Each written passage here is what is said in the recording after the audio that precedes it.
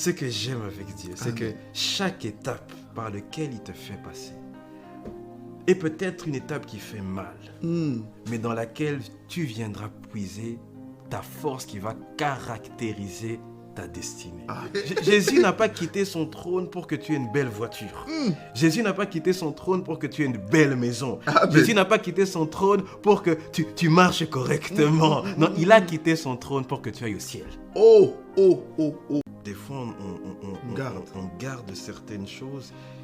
Et je donnais souvent cet exemple d'un verre d'eau. Quand il y a de la poussière en bas, il suffit d'une tempête. Ça va remonter en surface. Pourquoi? Parce que ce qui est à l'intérieur, on n'a pas traité. On n'a pas traité les blessures antérieures. On n'a pas traité les combats antérieurs, les traces que ça a laissé. Les vices intérieurs. Les vices intérieurs. On ne les a pas traités. On n'a pas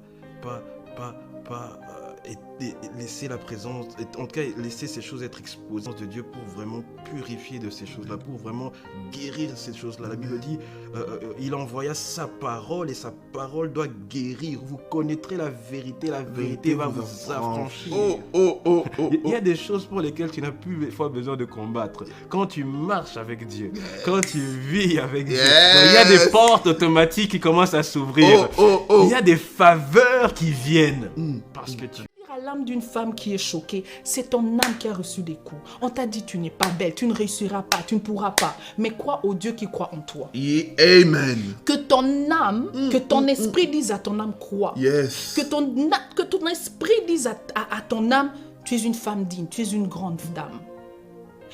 Que ton esprit, que ton âme, même si pour l'instant tu ne vois encore rien, mais crois et espère. Comme j'ai dit, il faut que la femme comprenne que elle est pas d'abord le désir de l'homme, mais elle est le désir de Dieu. Amen. L'homme ne se rend pas compte de son absence, mais c'est Dieu qui se rend compte qu'il manque quelque chose à l'homme. C'est pour ça que je dirais de ne pas d'abord croire en soi, mais de croire en Dieu qui croit en soi. Amen. Si tu crois d'abord en Dieu qui croit en toi, ça te permettra, les jours où tu ne crois pas en toi, d'avoir quelque chose de plus grand.